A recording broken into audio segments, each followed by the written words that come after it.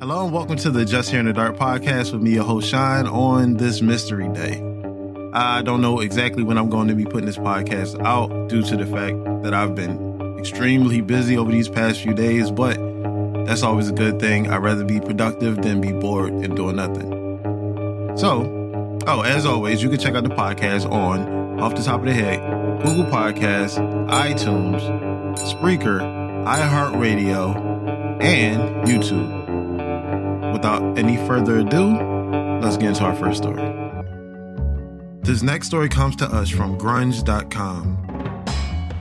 Throughout human history, people have often isolated and imprisoned those who they deem to be defying societal expectations. The Magdalen Asylums, more commonly known as Magdalen Laundries, which operated mainly in Ireland throughout the 19th and 20th centuries. Women as old as 89, girls as young as 8, and all those aged in between were shuttered into Magdalen laundries if they were in any way deemed an inconvenience to society. This happened if a girl or woman stole an apple, acted too sex positive, was sexually abused by a relative, or was just in the wrong place at the wrong time. And those who ended up pregnant were often shipped off to mother and baby homes, which operated in conjunction with Magdalen laundries. Although they were independent, it was equally horrific. It's believed that time spent in Magdalen laundries ranged from less than 3 months to 10 years, though often when women and children entered the Magdalen laundry, they weren't told how long they were to remain there.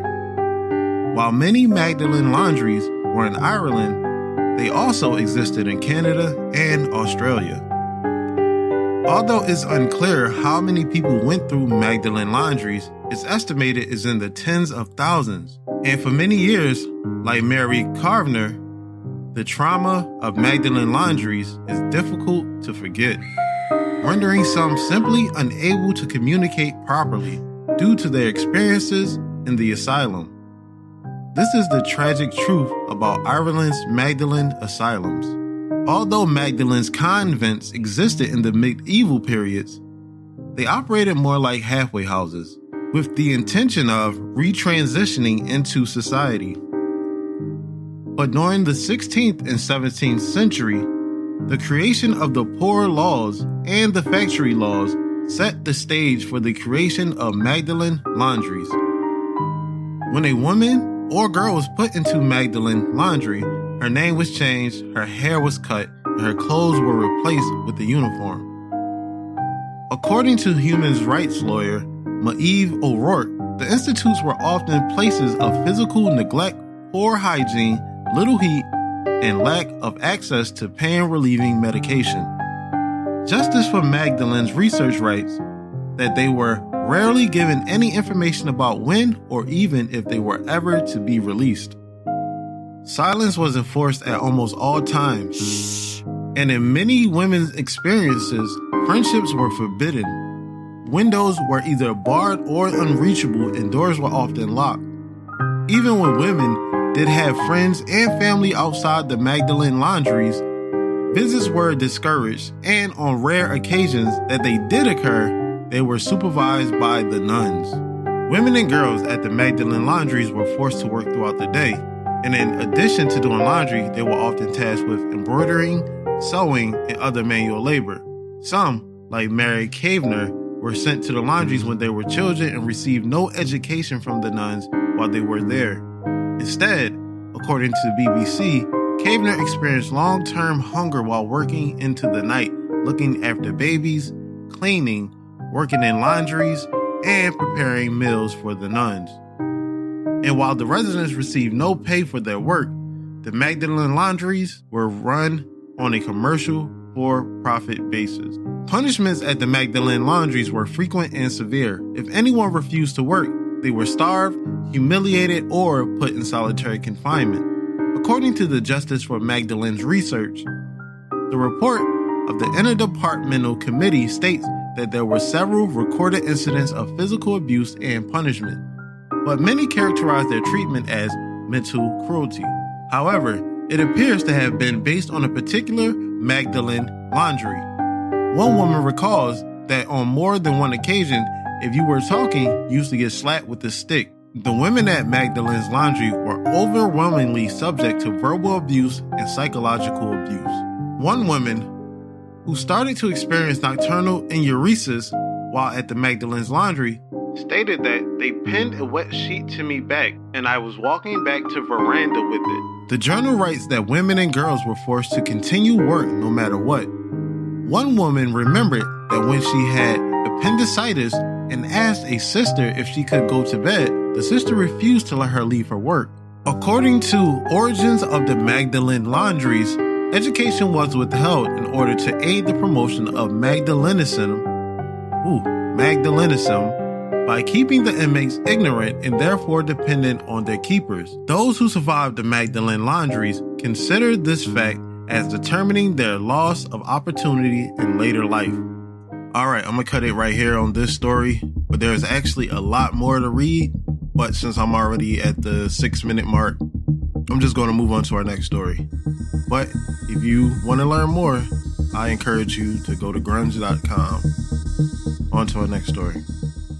This next story comes to us from unsolvedmysteries.fandom.com. Glenn and Bessie Hyde were married in Twin Falls, Idaho on April 10th, 1929.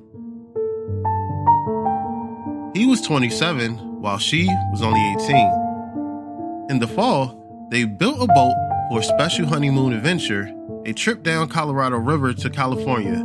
Glenn was an experienced river rafter who wanted to set a new speed record for traveling through the Grand Canyon, which would have put Bessie in the book as the first documented woman to do so. During their trip, they visited an experienced river rafter in Utah.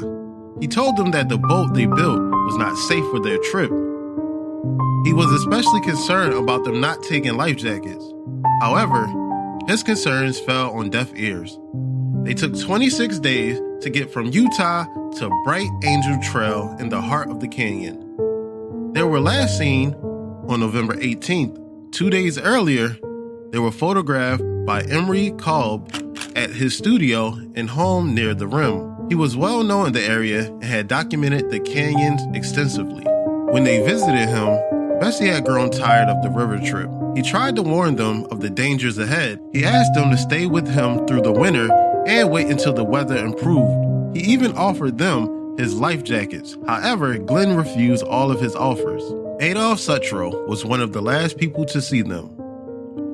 When they failed to reappear by December, a full search was made for them, led by Cobb. Their boat with their supplies fully strapped in was found around River Mile 237. Everything appeared to be intact. There is evidence they made it as far as River Mile 225, where they may have made camp. Their bodies were never found, but it is possible they were lost around Mile 232. In 1971, a woman claiming to be Bessie appeared on a commercial rafting trip. Towards the end, the rafters made camp at Diamond Creek. This was the same spot where the Hyde's boat was found years earlier. That evening, a river guide told their story. The woman then revealed her true identity. She said that she had a fight with Glenn down the river. He wanted to complete the trip, but she did not. After he beat her, she retaliated by stabbing him to death and disposing of his remains. Interestingly, she was the right age that Bessie would have been at that point. However, she later recanted this tale. In 1976, a male skeleton was found on Cobb's property and was believed to be Glenn's. It was given to forensic anthropologist Dr. Walter Birkby. He determined that it belonged to a male Caucasian, 20 to 23 years old, 6 foot, with light brown hair. He also discovered a bullet embedded in the skull. It was a .32 projectile that came from a revolver manufactured in about 1902. The production date of the gun and clothing fragments found with the skeleton suggested that death occurred in the 20s. There was a theory that Cobb had murdered Glenn so that he could be with Bessie. However, it seemed unlikely that he would keep Glenn's remains with him. Dr. Birkby superimposed a photograph of Glenn over the skull to precisely compare bone structure. He determined that it was of a different shape than Glenn's face.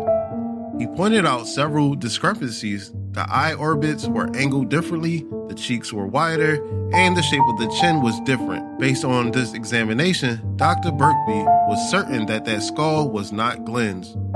So far, no one is exactly sure what happened to the hides. On to our next story. This next story comes to us from history.com. How could the biggest ship in the U.S. Navy vanish without a trace? This was the question on many people's minds in March 1918, when an enormous collier, the USS Cyclops, disappeared on a voyage between the West Indies to Baltimore. A century on, it's no closer to being answered. The Cyclops was nearly 550 feet long, with a crew of 306 people and around 11,000 tons of manganese on board.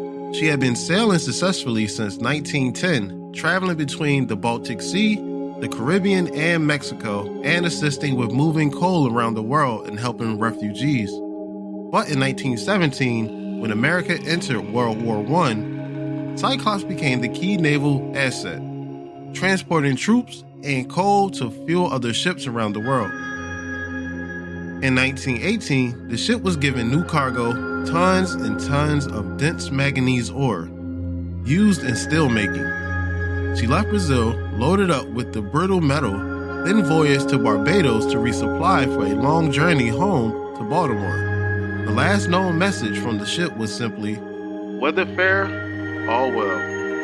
But on the 9-day journey, something went awry, and no one from the ship was ever seen or heard again, vanishing without even an SOS. In a feature published a couple years after the ship's disappearance, Santa Fe magazine described the strangeness of the disappearance.